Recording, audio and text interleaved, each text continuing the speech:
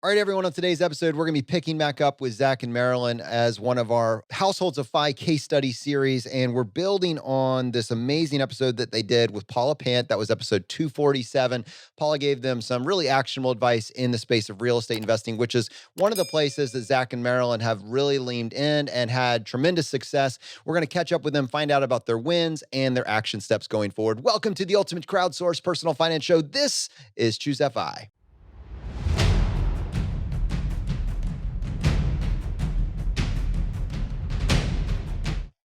All right, guys, very excited to dive into today's episode. We're going to pick up with Zach and Marilyn, and to help me with this, I have my co-host Brad here with me today. How you doing, buddy? Hey, Jonathan, I am doing quite well. Yeah, as you know, I love the Households of Fi series, so this is always a treat. And this is the first time that you and I have gotten a chance to talk to Zach and Marilyn, so that makes it extra exciting. And yeah, we were talking a little bit before the show. It sounds like they've had some big stuff going on. So I just can't wait to hear the update, see where they are, where they've been, where they're going, any questions. So yeah, this should be a lot of fun. So Zach and Marilyn, with that, welcome to Choose FI.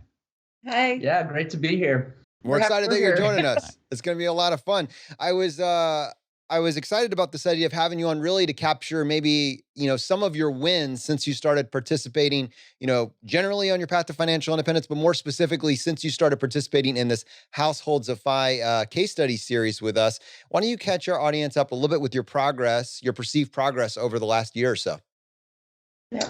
Oh man, well, our life has turned upside down, as has a lot of people's in the last year. But ours, it's actually been pretty positive, mostly positive stuff. So we talked with Paula. Gosh, it's been a little while, and it was a real estate conversation because we really wanted to get a house hack going or own a rental property or something. And the biggest takeaway for us from that conversation was, if it's a good deal, move forward. Yeah. We had this kind of stuck mindset of, the house should be 100,000 or less, or things like that, and ready to live in. All these different things. And so we had that conversation with her, and she was very transparent and just said, well, if the numbers make sense, the numbers make sense. And we hadn't really thought of it that way, looking at houses that were above a certain price point. And so then we were like, okay, well, we got to find something that makes sense. I mean, within probably a month or two of that conversation, we had bought the house that we're in right now. Yep. Which sold our other house. I got to say, your bookcase looks amazing. Wow. Just very impressed by your bookcase behind you. Yeah. With COVID conversations over video, you don't have to have a clean house. You just have to have a clean background. Yeah. You're right. You're not wrong.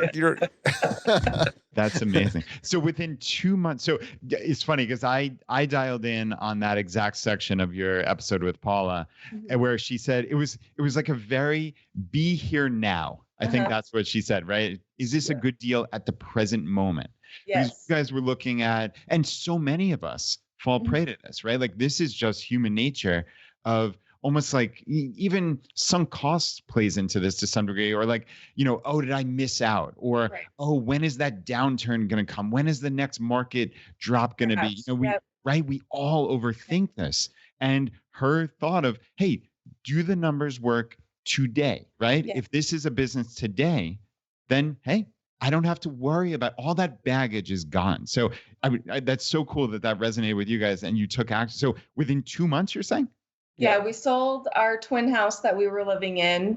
And because of how the market is where we are in Southern Utah, we were able to sell it for a really good profit and put 20% down onto this house that we're in now. And we had leftover to do some projects because it was kind of a hot mess when we bought it. And then, it was kind of at the beginning of COVID. And then we got our stimulus checks. And with all of those stimulus checks, we just put it into more house projects. And so our basement apartment is finished and it got rented yesterday. So wow. Rented yesterday. This is timely. Yeah, definitely. Yeah. Okay. So I would love to clarify, because I listened to Paula's episode with you guys as well. Just absolutely love the approach that Brad just referenced, but it's very interesting going into that conversation. You guys were more of a live-in flip approach. So sell for capital gains. And I heard you kind of transition to a conversation about 1% rule, about the 50% rule, things like that, which while they might be useful for a homeowner to be mindful of generally, they're clearly the intent, the way you're using it is more as a business where you're going to be renting or bringing in income from the property. So I'm curious for you, how did you translate what you learned from that episode into running the numbers for what you're doing now? Because I think you just described we've transitioned to a house hack scenario. So what was the math you used that made you very comfortable with this scenario? So this house here, I'll give you the numbers straight up, is a $245,000 house. Because interest rates were so low at the time, and they're still very low, but we got a 2% interest rate, and that's thanks to all our journey getting out of debt. We had pretty good credit. We have really good credit. Let's be real. Given it where it's due. Okay, I'll take that. Are we pushing 850? That sounds darn good, man. Yeah. So and so our mortgage is actually the same price as it was in our twin home, which was half the size. Yeah. Hey guys, this is one of the cool parts about being a podcast host is I get to close the loop on things. What is a twin home? You talked about that on 247. Is it a duplex? What is a twin home? It's basically a duplex. Yeah. It's two houses that are one house. Yeah. Okay, got it. Yeah. Okay, keep going. Yeah. Thank you for humor. So because of that, because the mortgage was basically the same, our mortgage right now is $1,000 a month. And the people who live below us pay us $1,100 a month. Yep. So not only are they covering our mortgage, but they're covering two of our bills. Yeah, two of our utilities. So when we realized that when we took a look at the rental market and we realized that we could rent that basement apartment for that much, it was a no-brainer at that point. Yeah. How did you establish what you could rent your basement for in your market? Like, looking at all these houses, what made you clear on that? And what did you decide you were going to have to do to be able to pull that off? So we live in a college town. And so our house is a few blocks from the campus. And there's some Facebook pages and some different things. And we're also friends with some real estate people here in town. And we just kind of have always kept an eye on how much everything was to rent. And so our apartment downstairs is fully furnished and just from extra furniture that we had. And then it's also all utilities included. And so based off of, if it's $500 per person in a regular rental apartment, even if it's a shared room, we figured, well, we could do $1,100 fully furnished, utilities included, and we could have anywhere from 2 to 3 people live in the basement. And so just looking at other apartments in the area that were kind of comparable in size, and you know what, the young ladies who are renting downstairs, they're thrilled about it. They've been looking for like months. We're getting a great deal. This is awesome. Yeah. So everybody wins. Yeah. Wow. You guys took massive action. That is massive, massive action building on that episode. So, I'm listening to that episode as I'm preparing to talk to you guys today. And I didn't know exactly the full scope of what you were going to share with us. I'm sitting here just astounded because that is a financial game changer, as we'll talk about, for what it means for what you can do in the now and also what it's going to mean for your plans for financial independence. You guys must just be trying to hide a grin. It's just kind of creeping up to your ears anytime you let it go as a reflex. Yeah. I mean, every now and then, because we're still kind of in the project phase of fixing things up and stuff, but every now and then we just sit back and are like, man, we made a lot of change and we did a lot of good things. Things are going well. While, so things are going pretty well. Really is really incredible. And right, to be clear, and just to reiterate on this, you're actually making money to live in your house, right? Mm-hmm. So this is a family of 4 living for negative, right? Mm-hmm. Not just free, but negative $100 a month. That's truly remarkable. Yeah. Truly. I think we just need to have a moment of silence and appreciate what you guys just pulled off. That's a hard stop on that, right? That's amazing. Just to take that kind of action. Okay. Wow. Okay. We got to figure out how to build on this. So, it's going to be tough to outdo that win, but let's talk about just wins over the past year and then maybe how this plays a role in kind of our year in review.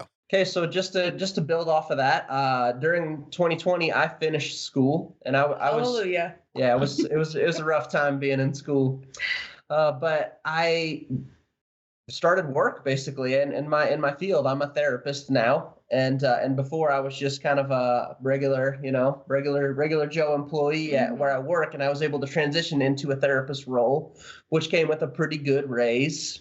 Yep. And with that raise, I mean, we were really comfortable living on our previous income. Yeah. So we said, hey, we don't need any of this money. Yeah. And I work for the government, so I have access to a 457 plan. And so I just took that whole pay increase, and instead of changing any of the way that we live, I just put all of that money into my 457 account. Yep. And again, to just get specific on the numbers, that's about $1,000 a month. Yep. And so we put about $12,000 a year into the 457 account, which isn't quite maxing it out, but we're still pretty happy with it. Yeah. Wow, this is fantastic. Okay, so first of all, so earn more, spend less, right? Earn more, spend less, optimize the difference. We'll kind of talk about all these different aspects. Spend less, we just figured out how to live for free. Like as of right now, today, at the time of this recording, you are now to the profit of $100 a month, and you don't have any sort of living expense. So everybody else is paying $1,000 to $5,000 a month for living expense or for shelter. You're making $100 a month. You're getting paid $100. So that's gone. That's a baseline expense. One of the core 3 expenses that's gone. You've also gotten a raise. You guys, I want to preface for everybody listening to this, Zach and Marilyn, your superpower, I wonder if you would say the same thing, was your frugality, like your savings rate. That's really what's enabled this entire conversation. So when you got a raise, it's not to fund your current lifestyle. It's like, wow, look at all this extra that we have now. Where do we want to, how can we best allocate that? That's the ongoing conversation here.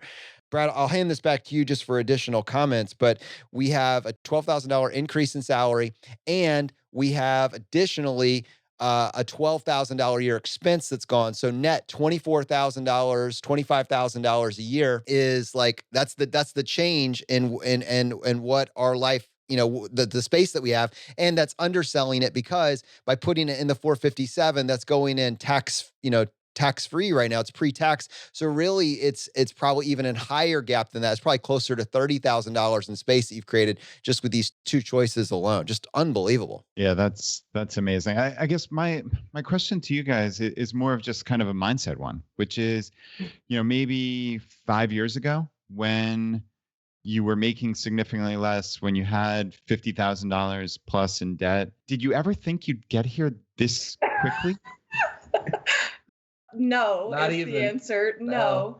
And we thought that was just life, and I think a lot of people are the same way. Yeah. You got this $400 a month car payment. You're paying your $900 mortgage, and just you're barely, like, we were making, gosh, $25,000 a year maybe. Yeah.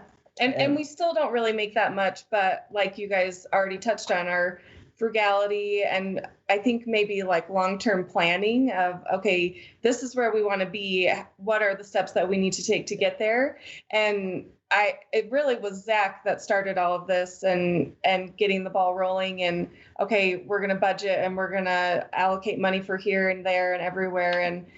And so every month he would get really, really excited when we paid more on the car or more on this or paid this debt off. And for maybe 4 or 5 years, our tax returns that we got, we just went straight back into the debt. Yeah. We didn't use it for any, like, let's buy a TV or anything like that.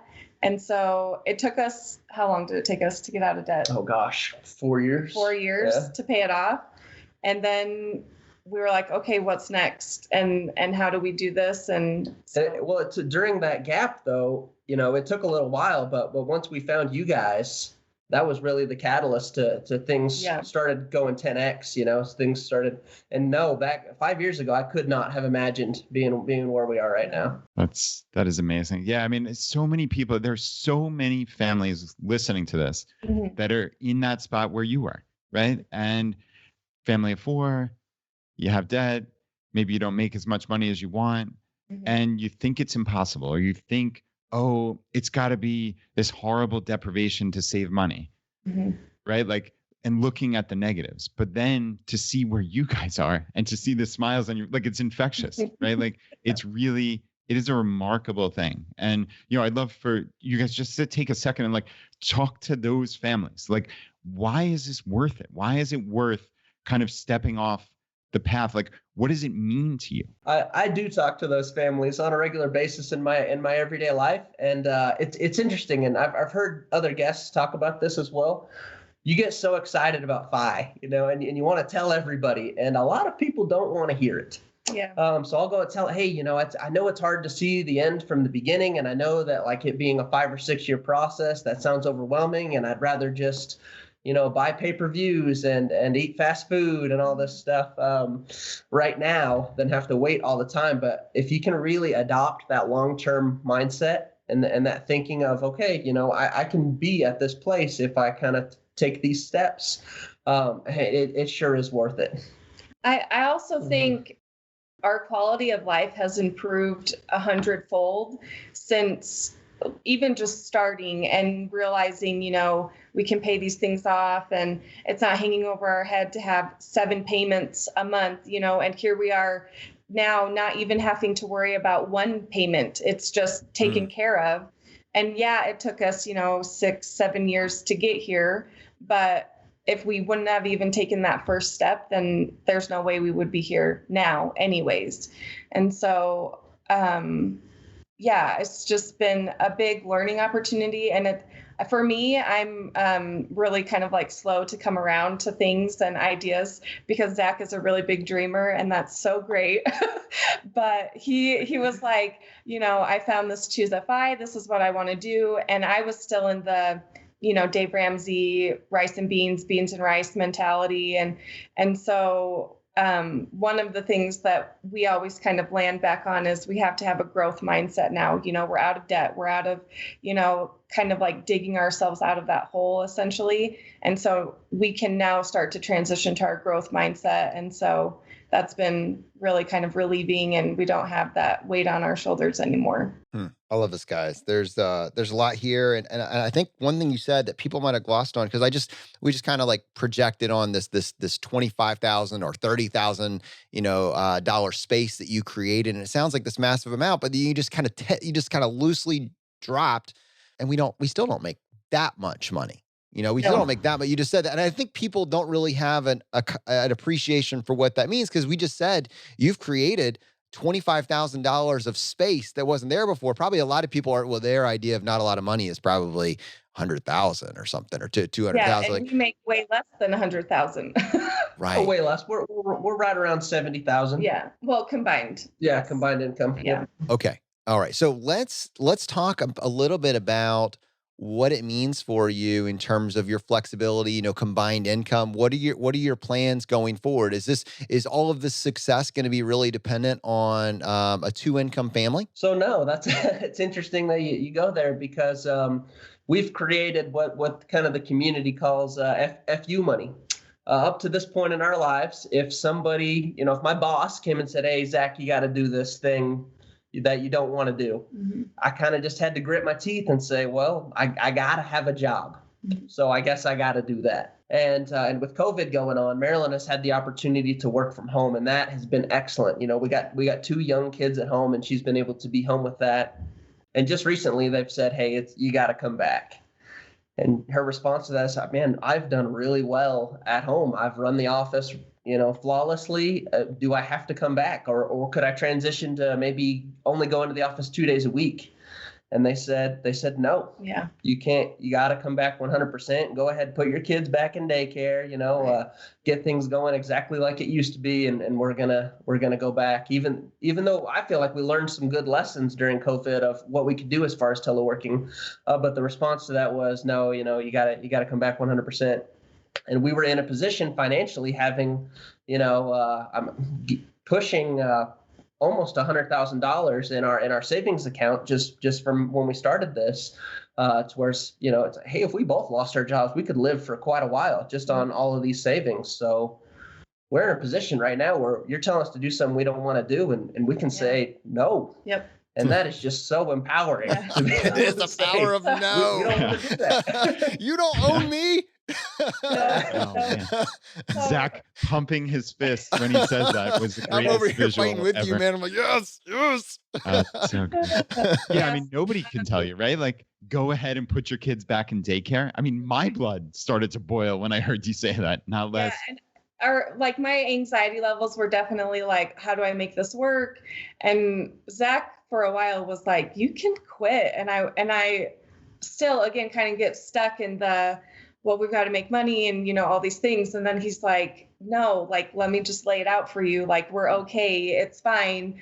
We'll have all of these things in place and you can quit your job. And so I quit my job. So I'll transition out. There's a couple things that I need to help with and everything, but I'll transition out. And so I won't have to put my kids back in daycare. And, I'll get to be home with my youngest, and my daughter will go to school normally next year. And when you'll be able to pick her up and drop her off and all the normal stuff. And so even my daughter, when I told her that I was quitting, she goes, "Oh, thank goodness, Mom." Well, and this is the actual thing, and I don't know that this actually happened, but I've seen this before.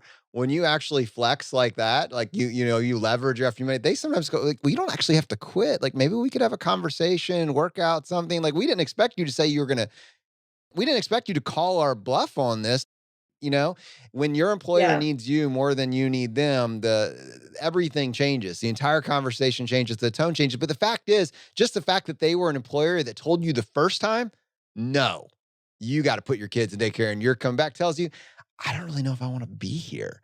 Because the fact of the matter is, going back to your FU money, you have years, literally years, before you would need to figure it out. And if you really wanted to be working, you could absolutely start from scratch with a company and a company culture that allows you to work from home remote with flexibility, in this new world. And you have time to retrain or reskill into that without going back to college and taking on more student loan debt. This is easily doable. It's been mapped out over and over again. And the power is clearly on your side because of the FU money, because of the savings rate, because of the understanding of how this maps out on your path to financial independence. You've got you've got the whole deck. It's completely there for you. Yeah, we're excited about all of our changes, but this one and specifically we're really excited for. Well, and I want to add real quick before we move on from the kind of that piece is, we live on not a lot of money. We're able to live on about $30,000 a year, and we want for nothing. Right. If we want to get something, we usually get it. So I think a lot of people hear that, $30,000. I couldn't live on that. Right. But I can't think of anything that I wish I had. Yeah. If I want something, I'll work the budget around and I'll save for it. I'll get it. Yeah. And I think maybe to kind of zoom out on that, we have 2 cars. They're paid off. They're not super nice, but they work, and so we don't need anything else. They're golden boy level cars. Yeah. And we take pride in them so much. And then as far I know, some moms maybe more worry about like, well, clothes for the kids and they outgrow them and things like that. And we have a Old Navy credit card. And so we get points, just normal spending. And then we get points, and I can buy my kids any and all clothes that they want throughout the year. I don't know if you know this, but that's a Brad hat. Yes. I got that from Brad. Yeah. Oh, nice. Yeah. It was funny. I was going to jump in and say you're the second person I've ever heard that has the Old Navy card. Because my wife, Laura, she puts, when we're not spending towards a minimum spend on a new card, she loves that Old Navy card because they buy, the 3 of them, the 3 girls, my wife and 2 daughters, they get essentially all of their clothes for free from that Old Navy credit card. Maybe I need to look into this a little bit more. I don't know if this is in the current Mendoza card stack.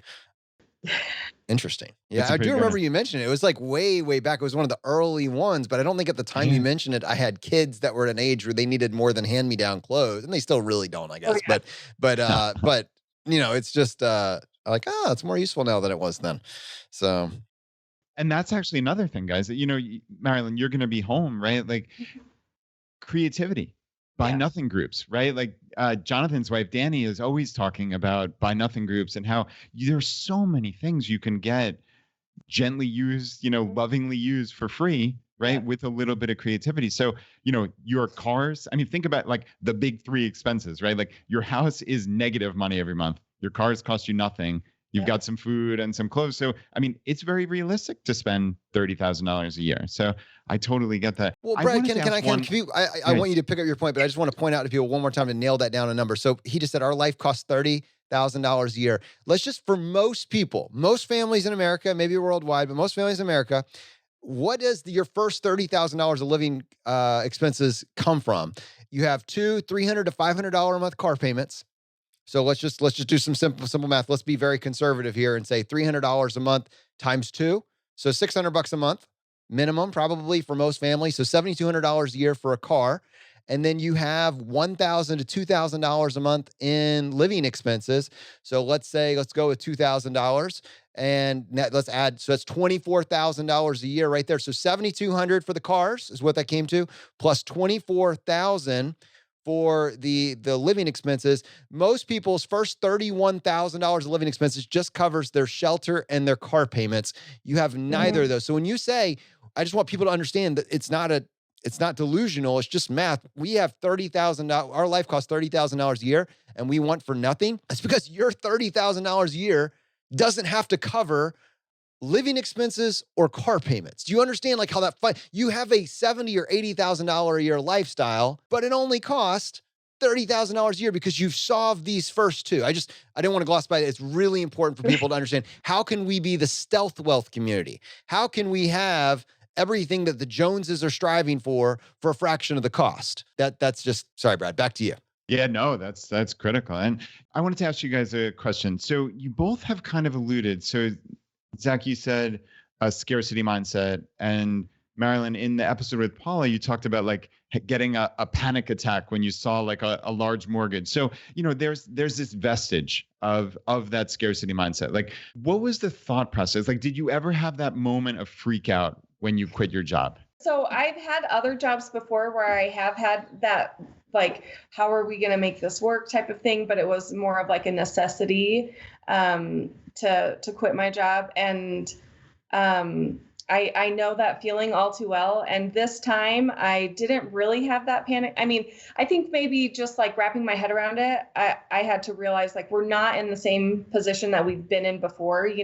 We have all of this extra in reserve and our living expenses are taken care of. And so really it's just food basically that we're spending money on. And so when I finally was hey, I'm quitting, I just was this is great. This is awesome. And we're not worried, and I don't have to go find another job. And like you said, Jonathan, I have a skill set where I should be allowed to, work remotely, or I can find a job where I work remotely. And that's not pressing at this time for me to pick up another job. But if I needed to, I could go and get another job where it was tailored to my needs instead of me tailoring to their needs. And to answer the scarcity question just a little further, I come from a family of 6 kids that was pretty low income. Yeah. I've always been able to live on rice, And when I was a kid, if food was put on the table and I didn't eat it immediately, somebody else was gonna. Oldest of 5 here. I know that story. Yep. Yeah. You can eat that. I got that. Exactly. Or I'm going to lick this piece of chicken so you don't take it. But I kind of adopted that kind of mindset into everything I did. And so whenever I interacted as a kid, when I interacted with people who were well off, I oh, that kid, that's a rich kid over there. Mm-hmm. It felt like if he is wealthy, I can't be. Mm-hmm. If he wins, that means I lose. Yeah. And as we make these different moves and we see the moves work for us, we realize it is possible for everybody to win. Mm-hmm. If everybody is willing to make these moves and make these changes, it takes a while, but everybody can win. Yeah. And that mindset shift has been a little tricky for me. I just wanted to tie that back to what you said earlier, because I think it was really massive. Your statement about the rich kid winning versus otherwise, in some way there's have I just become the rich kid? And what does that mean? Am I now a bad person or something along those lines? And then the other half of that is, and I'm saying this very specifically in the context of, you just now became a landlord and your tenants are paying your rent. So I'm winning, they're losing, but you very clearly identified a scenario. There's 3 down there, or 2 or 3 people, individuals, and when you look at what it's actually costing for them, they are over the moon happy. They are saving an incredible amount of money. Their life is very convenient for this stage of life. They are winning. We are winning. It's win-win. And I'm just curious, because you were only because you said this, you're talking about the scarcity mindset. Was it Was there any sort of dynamic there where you had to grapple with the fact I'm now on the other side and it can still be win-win? Yeah, I think so. Especially as we posted that for rent and we realized, hey, our rent is either comparable or lower than others, than other places that are comparable. So I'm not Mr. Moneybags over here. I'm not the evil rich guy. I'm actually, I feel like, posting a pretty fair or potentially low level of rent. So yeah, that mindset I had when I was a kid of like, oh, look at that rich kid over there. And I think probably a lot of young people see kids that have the nice clothes and then, oh, look, and it's easy to adopt that kind of mindset. But just because you're in that position doesn't mean you're a bad guy or anything like that. Right. Some of those people are some of the biggest givers and helpers of the economy out there. Yeah, that's an interesting look, right? Like that level of empathy that opens up when you realize like people are people, right? And you had a perspective, you had that scarcity, and you don't anymore. That's really, really wonderful. Well, Zach and Marilyn, I want to go ahead and kind of switch gears just a little bit here, because this is kind of what have we done, kind of identifying a current point in time and the actions that you took to get here and kind of the mindset shift along the way. But now it's future looking. The future is uncertain. The future is unknown. And we're trying to make the best decisions that we can at a particular point in time with kind of the benefit of what people have done before us successfully. And so I just want to kind of give this back to you. What is next for you guys? What are your pressing concerns going forward? How can we best, serve you with the remainder of this episode? So we're saving quite a bit more money, more than we ever have in our entire lives. And as we watch kind of those numbers go up, which, by the way, is one of my favorite things to do, I'll log into my retirement accounts and just watch the numbers. But as I see those numbers go up, it's kind of like, what's the next best move? I want to do the most optimal thing. And so one of the things we've looked at is buying another rental property and putting renters in that. Now, it's a little tricky right now because home prices are really high. Inventory of homes across the nation is low. Or just kind of doubling down on our index fund investing, and we're not entirely sure where to go next.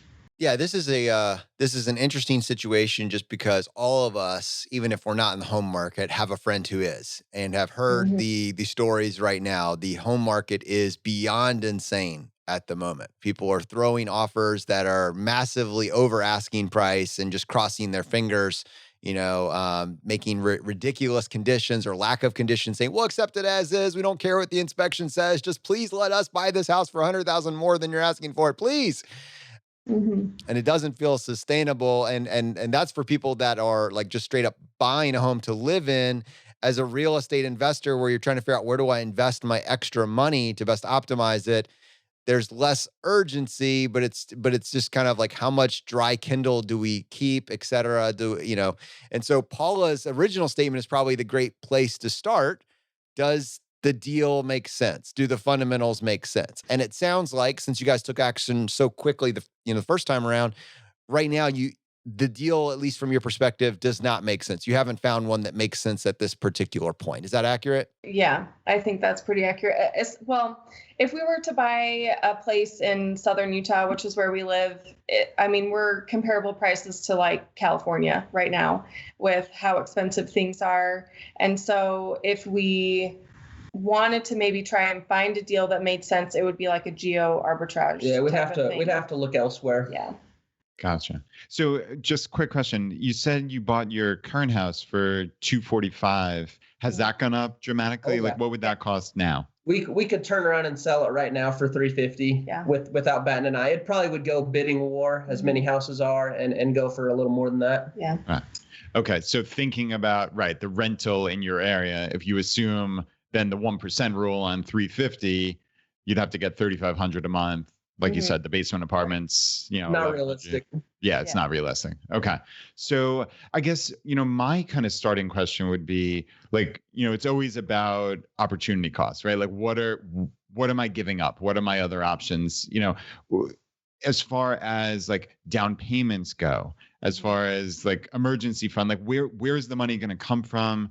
Do you have a sense of like what you're comfortable? Like, Marilyn, this goes back to your, the mortgage gives you a little bit of heartburn type thing. Like, and that's perfectly reasonable. Like, I don't want you to think that's weird in any way. Like, I get that. Believe me. Like, I don't love sleeping at night knowing that I've got, if I had a big mortgage on a property and the renters just, what happens if they up and leave, or what happens if they say, so believe me, I get that more than you can imagine. But like, have you guys talked through like, hey, where's this money going to come from? What are we thinking is realistic? What's going to help us sleep at night? Like, talk us through that. Yeah.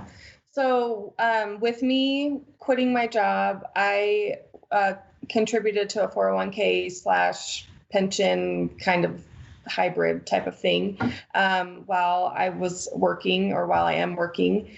And so I have about $20,000 to $25,000 in that account.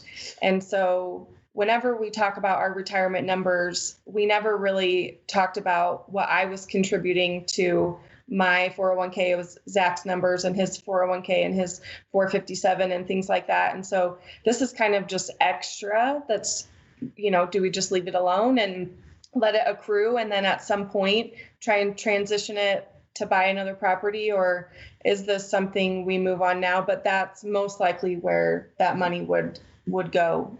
Okay. So that money, because I've heard you kind of like, not have a precise definition of it. You called it I think retirement plus in episode 224. Yeah. That was an open question. It's like, what the heck is this? And like, right. It's like that coupled with the fact that you're not including it in your numbers, like makes me believe like there's some uncertainty. Like, have you guys not done, I don't mean this in a rude way in any means, but like, is there some uncertainty there? Is it locked up? Like, have you done the research on like what it is? Can you roll it out into taxable accounts? Does it have to roll into an IRA? Like, do you have any like real sense of what that is? Yeah, I've looked into it a little bit, and it's getting pretty deep into the weeds. But from what I understand, there is an investing account that is real estate based, and we could move the money from the 401k into this kind of real estate investing kind of retirement account.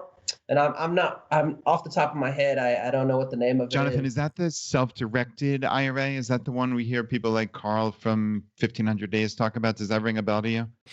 Carl may do it, Brad, but I think we had a guest on that walked us through this, and you could probably follow up with him. Rich Carey, was a former or is an Air Force colonel, one or the other, and he used, I believe, self-directed IRAs. Interesting. And that was episode 91. I just quickly Googled it. So that is one thing. Let me ask you. So I just wanted to clarify. I didn't really feel one of your this is a what should we do? Because one of your options would clearly be, well, we could just roll this out into an account that we own, right? You were talking about getting into the weeds, but that is like one of the options you're considering.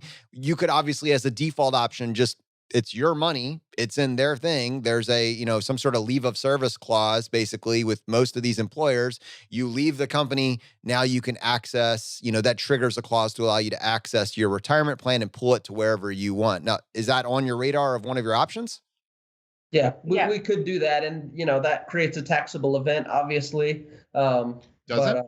Oh, maybe it doesn't. If it doesn't, that's amazing. Not so obviously, right? People leave their employers all the time. I mean, when you have your money in a 401k or pre-tax account, I know you use the word pension, but since we're a little unclear on exactly what this is, let's assume it follows kind of a norm. Your employer had a retirement account. Your money was going in pre-tax. You leave the employer, and that triggers the option for you to roll your money out of your current employer's account and bring it with you into one that you own, like Vanguard, et cetera. And that would not, as long as you do it through the company, you don't do it yourself. It's called a rollover.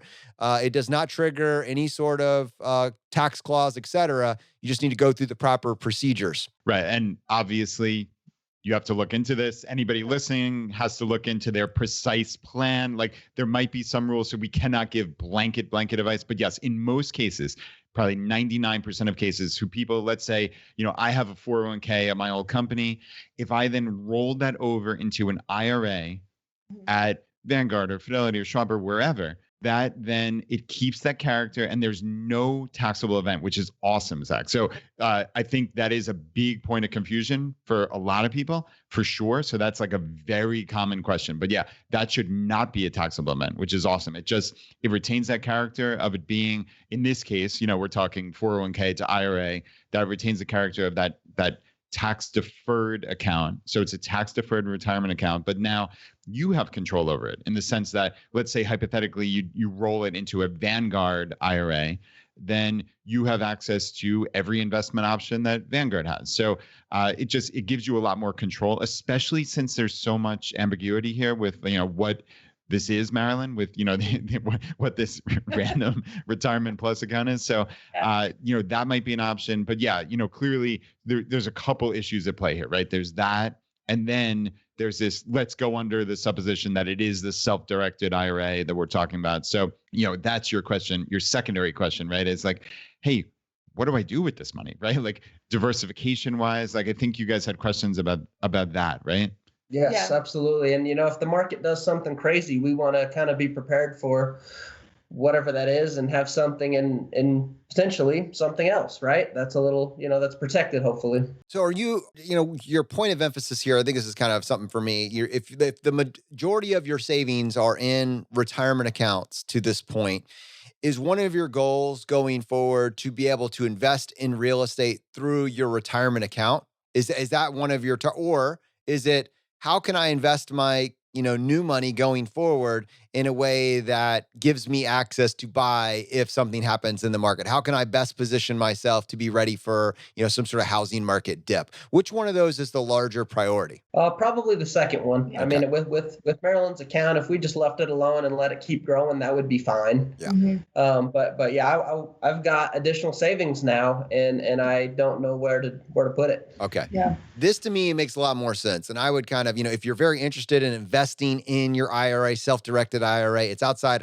either of our scope. It's not something that I feel super confident speaking to. I would point you to Rich Carey, and he's done it before and could probably give you some pointers. There's companies specifically that do it for fees. Sounds a little complicated to me if this is not something that you're leaning into 100%. So I'm much more comfortable generally with the concept of the second one, which is we have a lot of income. We don't like the prices we're seeing right now. We want to invest some in, just in stocks, et cetera, but we also want to be prepared for some sort of turn, and be able to bite. And what that tells me is it's a very simple idea. It's that we want to invest, but we want to invest in a way with a shorter time horizon. Our time horizon for needing this money is much shorter. And so that means that we can't take as much risk as, like a 40-year or 30-year investing timeline. And this is what Frank, when he's joined us on the show, has talked about a lot with his risk parity episodes, et cetera. What is your time horizon for needing the money? And real estate investors that are like, looking at the perimeters, waiting for something to jump on, they have shorter time horizons generally for this piece of the pie than long-term buy and hold index investors. Brad, would you want to characterize that differently? Yeah, no, Jonathan, that about covers it. I'm curious to hear where you're going with this. Well, we won't know until the words come out, but we'll find out together. No, I'm just kidding. We never know. No, I don't think I can give you, here's the thing. You need to start investing like a 55-year-old. That's basically what it comes down to. That's the difference. It's not fundamentally different. The things aren't, it's just what would a 55-year-old or a 60-year-old or not even a 35-year-old that's planning on retiring in the next 5 years and might need the money.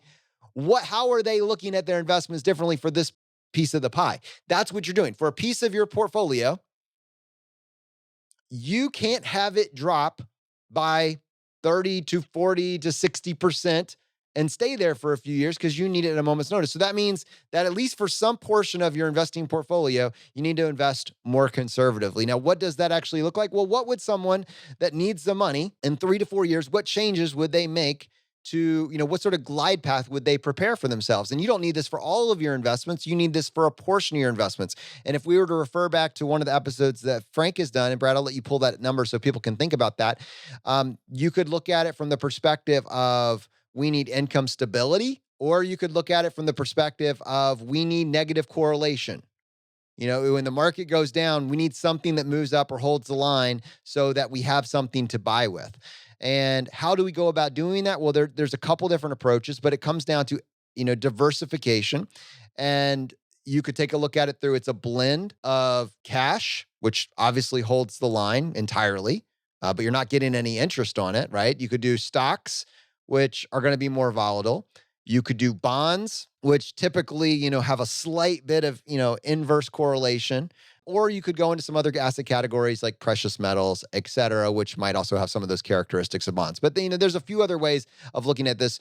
But you're basically saying we don't really have a way of investing in real estate at the moment, in a way that feels prime. So we're going to mostly stay over here. And if we're staying over here, if we throw it all in stocks like a VTSAX, et cetera, and the market's very volatile, we can't afford for that to be down. So what can we do? So if that happens with some of it, we have some other money in another pie that would hopefully either hold the line or would maybe go up a bit, because we also don't know the market's going down. It's not a lock. It might go straight up. So we want to get some return, and we know that our savings account is offering us 0.0025. It just doesn't feel like a smart place to put that if we're trying to get any return. So it's going to be a balance thereof. And this is where I think Frank does a phenomenal job actually putting some quantitative analysis on these kind of subjective feelings that we all have. And he's actually seen this with his son. His son was literally going to buy a house in the next 5 years. That is basically the same scenario that you're laying out. And he could create a pie. And in his case, I think he did it in M1 Finance. He created a pie that had these characteristics, these negative correlation characteristics, which are more appropriate for someone with a shorter timeline. And does that make sense as to how that might compare and contrast with kind of your long-term mindset for your overarching FI goals? Absolutely. And I think within the next 5 years, something will happen. There will be some property that comes available that the numbers will make sense. Yeah. So to be prepared in that way, okay, we're just going to keep investing and we'll kind of keep an eye on it. Yeah, and just take that money and put it in something, that we don't have it in yet. So when you get your next house, or your next property, have you started to game out how you would approach that? Like, would you try to pay for the entire property in cash? Or are you going to attempt to get financing? What sort of financing would you need? Do you have a number in mind that you would like to have on the sidelines ready to snatch up a deal if it lands? I think that's also an important part of this. How much dry powder do we need? Mm-hmm. It depends a little bit on how long things take. If it's a full 5 years, absolutely, I would love to pay 100%. Just pay cash for that, and it's making money for us on day one. That'd be amazing. But kind of the idea that I've had in my head, and I hope things happen a little sooner than that, is around the $150,000 range, and we pay about half of that. So we pay about $75,000. And this is actually the counterpoint on why you don't want to just throw this necessarily in a savings account, because it's hard to get to $75,000 when you're talking about an interest rate of 0. That means you have to do all the heavy lifting yourself. Right. That all comes from savings as opposed to any type of market appreciation or anything. Yeah, that's a really good point, Jonathan. Yeah. So it's kind of a blend, right? Like we can't go with 0, but we also probably don't want to throw this all into crypto as well, because there's a chance it could go to 0. Like it's a balancing act of, return to risk. And we want to outperform what we're getting on our checking, which is basically locking in 0 at this point. But we also need this money to be there. So we don't want to be, we cannot be necessarily, we probably don't want to be 100% in equities. We need something to toe the line, recognizing that probably over 5 years, we're going to do, our money's going to be worth way more than it is today. But in order to kind of mitigate that a little bit, that low chance, we want to probably have some negative correlation or diversification in place, because again, we're not talking about, basically here, let's get statistically speaking, over any 40-year period, the market has always returned 10%-ish.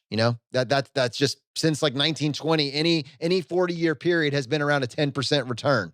That is not the true when you look at any 5-year period. That those numbers get destroyed. So it's just we need to kind of find that blend that gives us a better return than our checking account, but doesn't expose us to as much risk as Dogecoin, for instance. Yeah.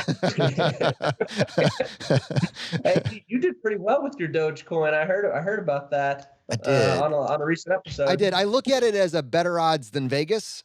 Basically, better odds in Vegas or the Atlantic Shore, but it is gambling money. You got to know what you're going in with, and you got to be mercenary. We can talk about that in our time. It is not. It is pure speculation.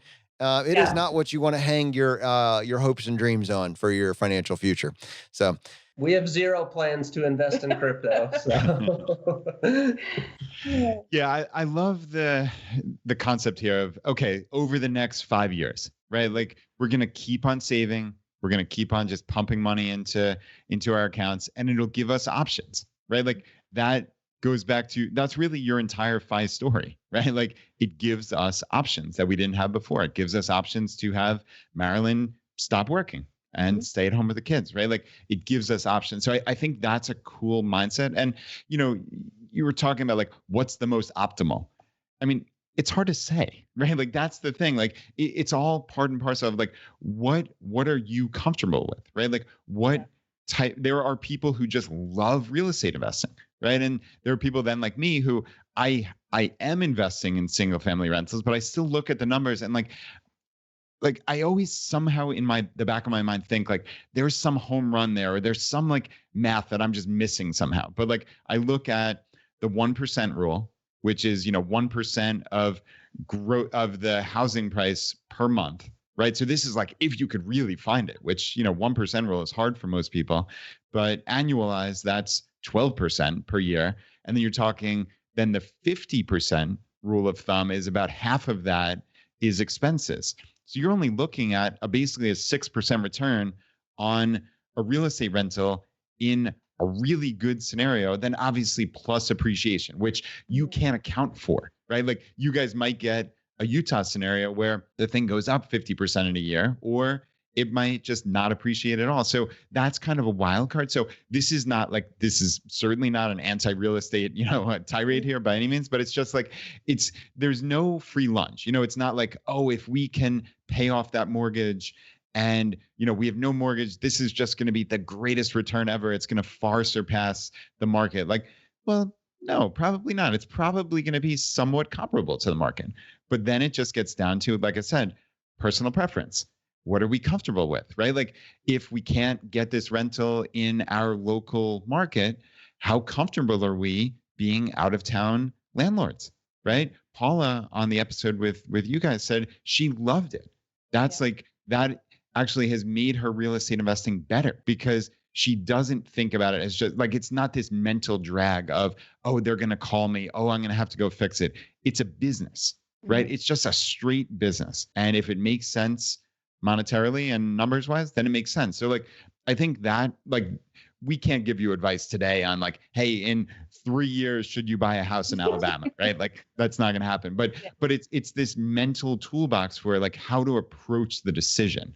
And I think, you guys obviously are well on your way there, and just having these options. Like my advice always is just keep on saving, and you guys are rocking it. It's remarkable. And then from a position of strength, which again is your FI story in a nutshell, right? Like that position of strength, we decide what do we want? Hey, maybe we do want to have more money because we have this, a significant portion of our net worth tied up in real estate in Utah. Maybe we want more in the market, right? Like you can assess at that moment and say like, hey, what makes the most sense for us at this moment?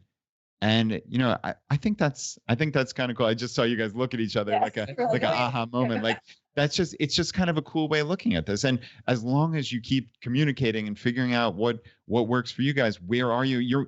Think about how much your life has changed just in the last year, right? Like it's impossible to predict where you'll be in 5. But that's exciting. That's not worrisome. Impossible to predict, but based on this, like this was the hard part, like getting to this point, right? Like the next 5 years just got a lot easier than the past 5 years.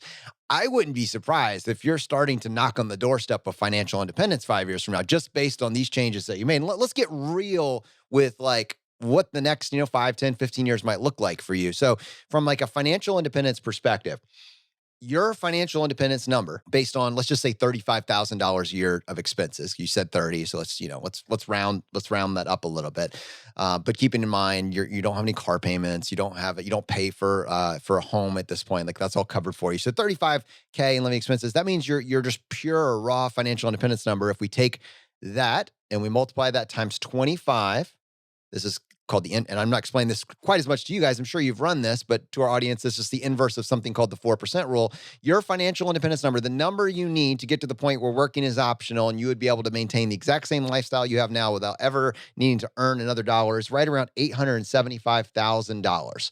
That's your target objective. So if we then subtract from that your current net worth that's invested, and do you guys have numbers that you can share with us today in terms of what your current net worth is or how much you have in the stock market currently? Yeah, we're hanging out right at around 80,000. All right. So if we take 8.7, so basically we're down, we need $800,000, or we'll just do this the other way. And so Zach, what is your current age? 35. So you're 35 now, and we'll just set some target goals. We're going to try to, we're going to say we have 80,000 saved up, and our actual number that we're trying to hit is 875,000. And then how much do you think that you have based on, current projections today or going forward? How much are you going to be able to invest on a monthly basis going forward? Probably close to $1,500. All right, so $1,500 a month. Let's find out where you would actually be just in just 5 years based on an 8% return right now. So 5 years, you've got 80,000 invested currently, and you're investing $1,500 a month. In 5 years, your balance is going to be $229,000 just based on, a 8% expected return. If we were to project out 10 years, so 45 years old, your number would be, keep in mind, compounding grows, exponentially. You're going to be at $451,000. And if we say 15 years, so you're talking about when you're 50 years old at an 8% return, your net worth would be about $783,000. So like eyeballing this, you're on a 15-year path, 15, 16, 17-year path to financial independence right now, no additional changes. But then here's where it gets interesting. That's assuming that everything stays the same. And look how much progress you are doing. If you never get another raise, if you never get another rental property, if you only are able to do $1,500 a month, you're on a 15 to 17-year path to financial independence. If you do get another property over the next couple of years, and that extra property is bringing in an extra $200, $500, $700 a month, it changes your numbers entirely. Because that's now income that you don't need to account for in terms of your monthly expenses that's coming in from another source. And it's also assuming that neither of you ever enters the workforce for any period of time.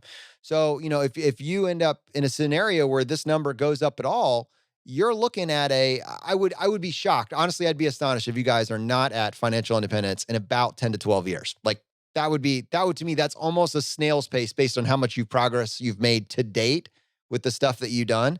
You guys are on a rocket ship to financial independence. That's nice to hear. Yeah, absolutely. Hey, you consider me excited over here. Yeah. Hearing those numbers, I'm jumping out of my chair. Yes. This is very cool, That's guys. Amazing. Very cool. So, guys, do you have any other, obviously we're going to touch base with you, certainly a couple times a year, I think, going forward. So anything else that jumps to mind now, or should we just kind of see how it goes and touch base in a handful of months? Yeah, you guys have given us some great homework. I'm definitely going to look into M1. I'm probably going to take a look at that self-directed IRA, and we'll see where we're at a couple months down the road. Yeah. Fantastic, guys. Awesome. Thank you so much for coming on the show today and sharing your wins with the community. Absolutely. Thank you, guys. Brad, with these studies, you never know exactly where the conversation is going to go, but I can tell you right now, I have like straight adrenaline as a result of this conversation with them. Yeah, I hear you. I mean, it's hard not to be enthused after talking to them, right? And seeing how much progress they've made and frankly, how much action they've taken, right? In just such a short period of time. I mean, talk about like one episode with Paula. They had one conversation with Paula and it emboldened them to get a house hack, to change their living situation, to have a house that cost them nothing, not only nothing, but negative, right? They are getting paid to live in their house. That is a remarkable thing. And then Marilyn leaving her job, having that position of strength, overcoming that scarcity mindset, both of them. I mean, to me, that might be the biggest takeaway of this entire episode is they both have lived these lives, as many of us have, of just scarcity and just being worried about that next dollar, being worried about losing your job, what's going to happen, all of these nightmare scenarios play out in your head. And, if you remember, like I really dialed into that because I wanted to see because I thought she was going to say, oh, of course I had those freak out moments.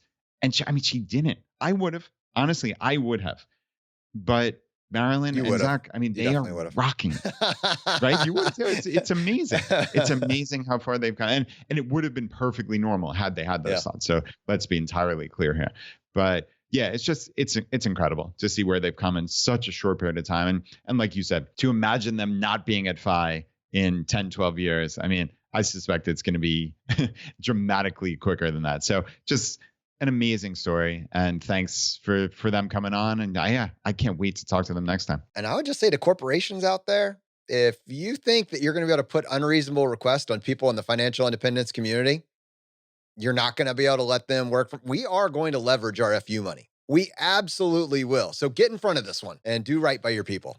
All right, my friends, the fire is spreading. We'll see you next time as we continue to go down the road less traveled.